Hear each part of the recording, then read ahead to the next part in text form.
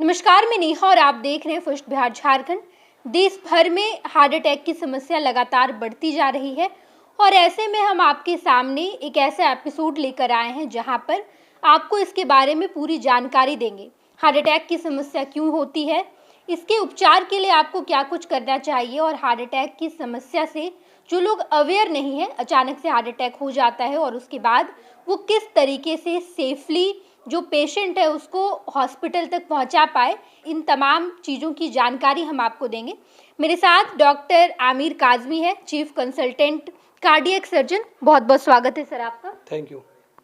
Sir, हम लगातार देख रहे हैं जो हार्ट अटैक की समस्या है वो बढ़ती जा रही है। अर्बन एरिया तो है ही, इसके साथ साथ रूरल एरियाज में भी ये बढ़ती जा रही है, जबकि वो लोग नेचुरल फूड कंज्यूम कर रहे हैं इसके बावजूद, और वो लोग अवेयर नहीं है हार्ट अटैक से। देखिए, ये तो सही है कि ये जो हार्ट नसों की बीमारी या कोनी आर्टरी डिजीज़ है, पहले की भी मेरा जो सेशन हुआ उसमें मैंने ये बताया कि इसका जो एपिडेमिक है वो लगातार दिन प्रतिदिन बढ़ता जा रहा है जी। और इंडिया में ये एपिडेमिक बहुत तेज़ी से फैल रही है लोगों में। जो एवरेज एज है इस डिज़ीज़ का, इस बीमारी का, वो ग्रेजुअली धीरे धीरे कम होता जा रहा है। तो इट मीन्स कि ये डिज़ीज़ पहले आ रही है और पहले ऐसा था कि अर्बन पॉपुलेशन में ये डिज़ीज़ बहुत कॉमन थी। ख़ासकर गांव के लोग जो होता है, रूरल एरिया में जो लोग रहते थे वो काफ़ी प्रोटेक्शन था उनको, क्योंकि वो कहीं ना कहीं उनका वर्किंग स्टाइल या फिर वो लोग थोड़ी मेहनत करते थे, खेतों में काम करना, नेचुरल चीज़ें लेना। लेकिन ऐसा अब कुछ उनको प्रोटेक्शन तो है, लेकिन ऐसा नहीं कि जो अर्बन एरिया में इस तरह की डिजीज़ें हैं, रूरल एरिया में भी इनका डोमिनेंस बढ़ रहा है, धीरे धीरे इंसिडेंस बढ़ता जा रहा है। तो ये पहचानना आज बहुत ज़रूरी होता है कि हार्ट अटैक का सिम्टम्स क्या है, पेशेंट को कब हार्ट अटैक आया, हार्ट अटैक आता है तो क्या हम लोग इमरजेंसी मेजर्स कर सकते हैं ताकि पेशेंट को लाइफ सेव की जा सके। कहा जाता है कि हार्ट अटैक के बाद जो होता है, शुरू का 1 से 2 घंटा टाइम जो होता है, ख़ासकर फर्स्ट आवर जो होता है वो गोल्डन आवर्स होता है। अगर उस पीरियड में अगर आप पेशेंट को कुछ इस तरह का इंटरवेंशन करते हैं या फिर एक बेटर कोरोनरी सेंटर या कार्डियक केयर सेंटर में तक पहुंचा देते हैं, तब पेशेंट की लाइफ बिल्कुल सेव हो सकती है। बिल्कुल बिल्कुल डॉक्टर साहब, लेकिन जब हम रूरल एरियाज़ की बात करते हैं वहाँ तो हॉस्पिटल्स बहुत दूर दूर होते हैं। ऐसे में पेशेंट को किस तरीके से बचाकर वो लोग हॉस्पिटल तक पहुँचा पाए, क्या स्टेप्स करने चाहिए इनिशियली? देखिए, सबसे पहले तो ये ज़रूरी है कि जो लेमन्स होते हैं या जिन लोगों को इस बीमारी के बारे में बहुत कम पता है, अभी तो ऐसे चलिए अर्बन पॉपुलेशन में जो लोग हैं उन्हें तो बहुत सारी जानकारी है कि हार्ट अटैक का सिम्टम्स क्या है, कैसे पहचानें कि पेशेंट को हार्ट अटैक आ गया है। लेकिन बहुत से जो सपोज़ अर्बन एरिया में बहुत से लोग बहुत कम पढ़े लिखे, जिनको जानकारी अवेयरनेस बहुत कम है, रूरल एरिया में लोगों को कुछ भी पता नहीं, तो कैसे पहचाने हैं कि पेशेंट को हार्ट अटैक आ गया। तो इसके कार्डिनल सिम्टम्स होते हैं, ये हमें पहचानना चाहिए कि पेशेंट को हार्ट अटैक आ गया है ना। तो जो क्लासिकली डिस्क्राइब किया जाता है कि जो पेशेंट को जो हार्ट अटैक का जो पेन होता है वो जो चेस्ट यानी कि सेंटर ऑफ द चेस्ट में बहुत सीवियर पेन होता है, जिसको एक तरह से बोलते हैं कि जो हम लोग मेडिकल टर्म में बोलते हैं क्रशिंग टाइप या स्क्वीजिंग टाइप ऑफ पेन। अब लगता है कि आपका हार्ट को कोई दबा रहा है और सीने पर बहुत भारी कुछ प्रेशर है, इस तरह का फील होता है। और ये चेस्ट पेन जो होता है ये परसिस्ट करता है। यूजुअली हम लोग एंजाइना और हार्ट अटैक में कैसे डिफरेंस करते हैं, एंजाइना में भी चेस्ट पेन होता है, लेकिन ये चेस्ट पेन मोमेंटरी होता है, 1 मिनट के लिए 2 मिनट के लिए आया, वो ख़त्म हो गया। और ये एक्टिविटीज़ से यूजुअली रिलेटेड होता है, कोई एक्टिविटीज़ ले रहा है, स्ट्रेस किया जिसकी वजह से चेस्ट पेन हो गया।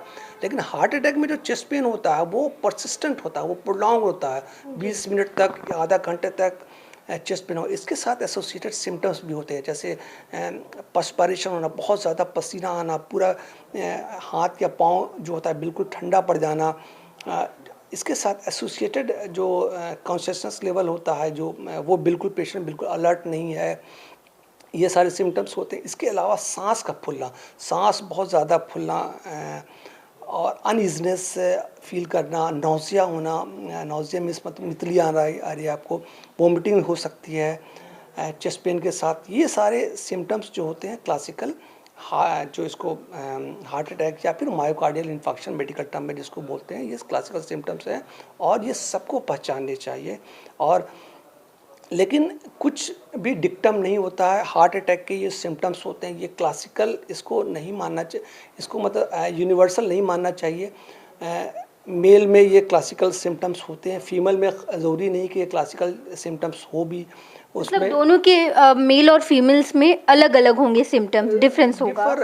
डिफरेंट हो सकते हैं। फीमेल में हो सकता है क्लासिकल प्रेजेंटेशन नहीं हो, सिर्फ नौजिया, अनइजनेस, वोमिटिंग, चेस्ट डिस्कम्फर्ट के साथ भी होगा। खासकर जो लोग जो हार्ट डिजीज़ के या कोनियाटी डिजीज़ के पेशेंट हैं, जिनको एसोसिएटेड डायबिटीज़ है और बहुत लॉन्ग स्टैंडिंग डायबिटीज़, उसमें ऐसा भी हो सकता है कि उसमें चेस्ट पेन नहीं हो, सिर्फ शॉर्टनेस ऑफ ब्रेथ यानी कि सांस का सिर्फ फूलना, सांस लेने में काफ़ी दिक्कत हो, अनइजनेस फील करना, फीलिंग इम्पेंडिंग डूम मीन्स लगता है कि बिल्कुल कहीं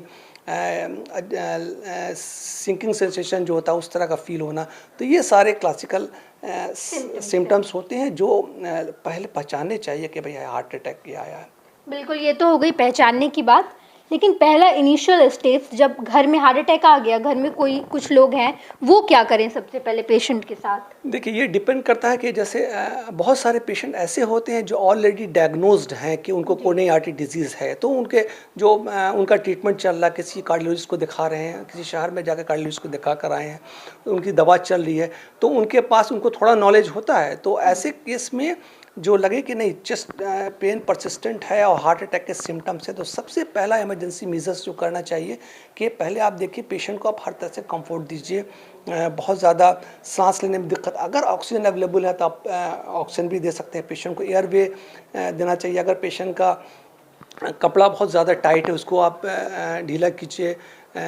इसके अलावा जो होता है, अगर यूजुअली आजकल हर जगह जो इमरजेंसी मेडिसिन की दुकान चाहे रूरल एरिया में भी होती है, उसमें हम लोग को इमरजेंसी मेजर 300 मिलीग्राम इक्विस्प्रिन, यानी कि इक्विस्प्रिन एक लाइफ सेविंग ड्रग होता है जो ब्लड थिनर होता है, जो ब्लड को पतला करता है। तो एक तरह से ये एक गोल्डन आवर्स में अगर आप 300 मिलीग्राम इक्विस्प्रिन क्रश करके पेशेंट के मुंह में डाल देते हैं और उससे उसका एब्जॉर्प्शन होता है, तब ये इमीडिएट इसका एक्शन होता है और बहुत जल्दी जो होता है ये ब्लड को पतला कर देता है।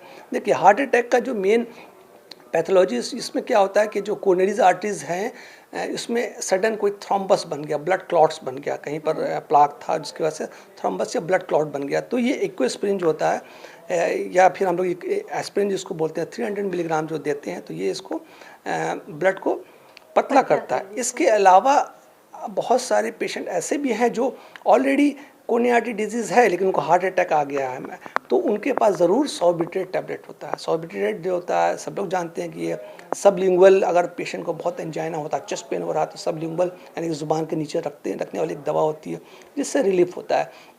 तो साथ में हम लोग ये भी दे सकते हैं कि नाइट्रेट आपने दे दिया है सबलिंगुअल।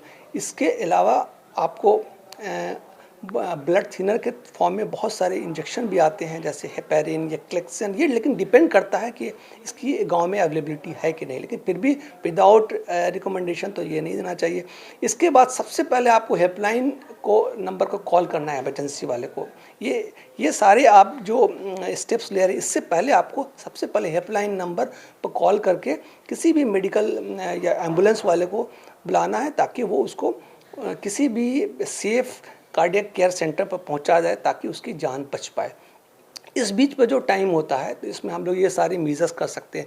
कभी कभी ऐसा भी होता है कि ये स्ट्रेट फॉरवर्ड सिर्फ हार्ट अटैक के साथ साथ पेशेंट का लेवल ऑफ कॉन्शियसनेस है, यानी कि जो बिल्कुल अलर्ट, ऐसा अलर्ट नहीं होता, कभी कभी कार्डियक अरेस्ट भी होता है। तो ये लेमैन्स, ये गांव में जो लोग हैं या फिर जिनको कुछ भी मेडिकल्स का आइडिया नहीं है, उनके लिए कार्डियक अरेस्ट पहचानना बहुत मुश्किल है। और ऐसी कंडीशन में अगर आप मरीज़ की जान बचा ले रहे हैं तो बहुत बड़ी बात होती है। इसमें फिर भी एक कॉमन चीज़ ये समझना चाहिए कि जिसके पास कोई डॉक्टर नहीं है, किसी के पास उसके पास स्टेथोस्कोप नहीं है, कैसे पहचाने कि किसी को हार्ट अटैक आया है। ये सब सिम्टम्स होने के बाद अगर वो बिल्कुल अनकॉन्शियस हो रहा है बिल्कुल, तो समझना चाहिए कि ये वार्निंग साइन है, ये पेशेंट को कार्डियक अरेस्ट हो रहा है। अगर इसके लिए आप सिंपली कान को चेस्ट पर लगाकर या हाथ से फील करके देख सकते हैं कि हार्ट बीट है या नहीं, या फिर एक नोज़ के नीचे आगे आप फिंगर लगा के देखिए फिंगर की ये पेशेंट ब्रीथ कर रहा है या नहीं कर रहा। अगर ब्रीथ बिल्कुल नहीं कर रहा, कोई एक्टिविटीज़ नहीं है, तो इन द मीन टाइम आप CPR जिसको बोलते हैं कार्डियोपल्मोनरी रिससिटेशन, इसके बहुत सारे वीडियो अवेलेबल हैं, सबको देखना चाहिए कि कैसे हम लोग बेसिक सीपीआर करते हैं, और बेसिक सीपीआर करके आप किसी भी पेशेंट की जान बचा सकते हैं।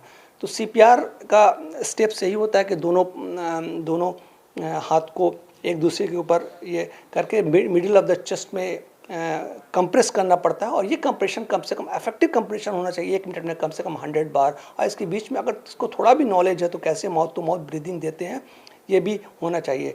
तो ये सब मीजर्स के थ्रू अगर पेशेंट को हार्ट अटैक आया है, उसके बाद कार्डियक अरेस्ट भी हो गया है, तो अगर ये सब आप मैन्यूवर कर रहे हैं, इन द मीन टाइम अगर कोई इमरजेंसी या फिर आईसीयू की व्हीकल आ जाती है तो उसमें सारे इक्विपमेंट्स होते हैं जिसमें मरीज़ को इंटूबेट भी किया सकता है, वेंटिलेटर पर जो ट्रांसपोर्ट वाला वेंटिलेटर भी होता है, वेंटिलेटर पर डाल देते हैं वो, और उसको किसी तरह से भी कार्डियक केयर सेंटर पर पहुंचाया जा सकता है जहां पर उसका प्रॉपर मैनेजमेंट हो सकता है। खैर ये सब तो हो गई कि कैसे पहचाने और इनिशियल स्टेप्स क्या क्या करने चाहिए। आप हार्ट हॉस्पिटल के डॉक्टर हैं, हार्ट हॉस्पिटल में ऐसी कौन कौन सी सुविधाएं दी जाती है हार्ट अटैक पेशेंट को? देखिए, जो ये तो मैंने बताया कि जो ये सारे केयर्स जो होते हैं आपको, या जो मीजर्स हैं हॉस्पिटल में आने से पहले के, जो जिसको हर लेमैन या फिर जो मेडिकल पर्सनल नहीं भी उसको ये इतनी जानकारी होनी चाहिए कि ताकि वो उसको सेव करके हॉस्पिटल तक ला सके। तो जैसे मैंने सबसे इम्पॉर्टेंट मैंने बताया कि जो 300 मिलीग्राम इक्विस्प्रिन जो होता है क्रश करके देना होता है, वो सबसे लाइफ सेविंग है। और इससे बोला जाता है कि आगे एक स्टडी आई है, उससे ये पता चला है कि करीब ये इक्विस्प्रिन आप जो दे देते हैं तो उससे even up to 15 to 20% survival benefit होता है।